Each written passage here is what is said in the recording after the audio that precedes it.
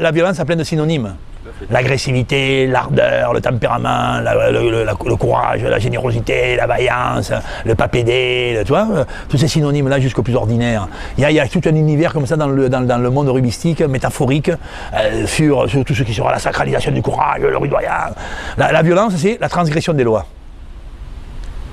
Voilà.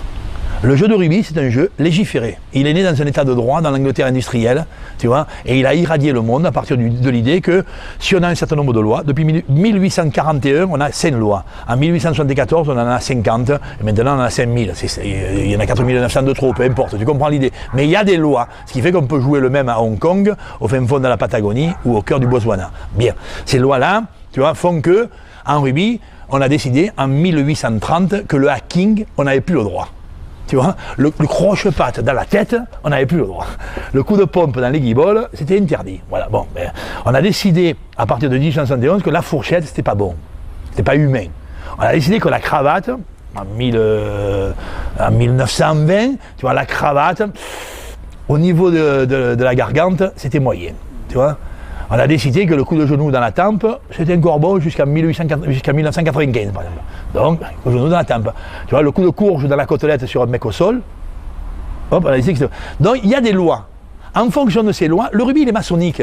S'il est maçonnique, il est pensé pour on peut construire et détruire.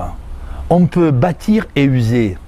On peut mettre ensemble ces deux problématiques dans l'aventure humaine pour créer du lien et des frères. Donc, si tu veux, la meilleure façon de créer du lien, c'est de générer du danger.